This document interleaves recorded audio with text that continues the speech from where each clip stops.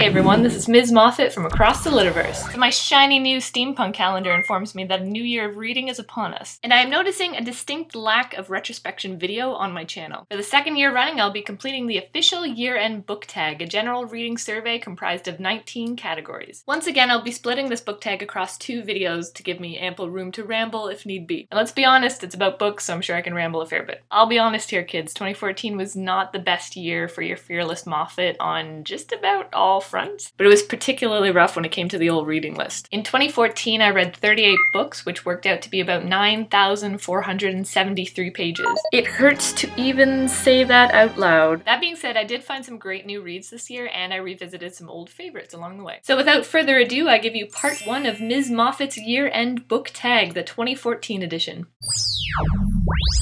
I'm going full nerd on you here with, wait for it, Planetary by Warren Ellis and John Cassidy. I am a sucker for hard sci-fi. I believe that's common knowledge at this point, and Planetary not only delivers on that front, but also appeals to my inner English major nerd with its celebration of heroes in 20th century literature. I was also able to finally appease my coworkers by reading this series, so my debts are clear now, but also thank you for pushing me to read Planetary. Click over here for the full Moffat rundown.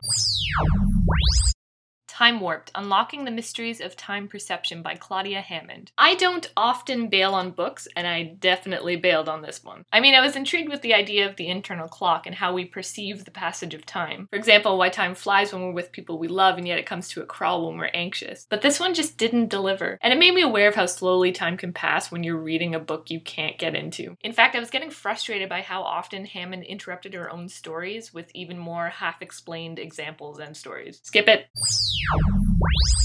After that mini review, I might have to go with Timewarped again. Young Avengers, Volume 1, Style Over Substance by Kieran Gillen and Jamie McKelvey. You know, I was hard on this book when it first came out. In fact, I do recall describing it as hipster heroes before I even read the first issue. Well, I retract that snark and replace it with a thumbs up and a gold star.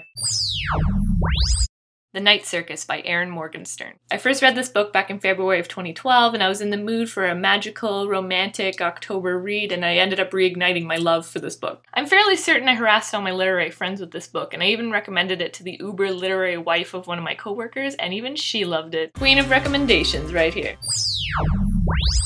The Dresden Files by Jim Butcher. I'm about 1/3 of the way through Grave Peril, which is the 3rd book in the Dresden Files series. The gents at work insisted that I check out the series, mainly due to my love of supernatural, and holy crow, best discovery of 2014.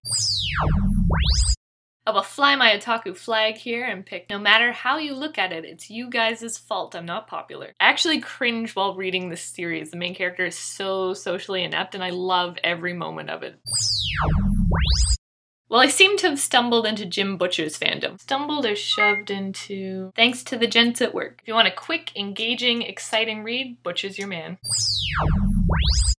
Again, I didn't read anything that was flat out hilarious this year. I wonder why that is. I mean, I've read books with humorous elements to them, but I wouldn't describe them as hilarious. Huh. I feel a little self-analysis coming on. Stormfront by Jim Butcher. I am not the fastest reader in the world, and I somehow managed to breeze through Stormfront in a matter of days. Butcher's chapters are short yet incredibly action-heavy, and once you get rolling with his magic-inflected, hard-boiled detective series, there's no stopping you. Do stay tuned for part 2 of the official year-end book tag. In the meantime, feel free to leave a list of your best and worst reads of 2014 in the comments below. I'm curious to do some comparisons here. Signing off.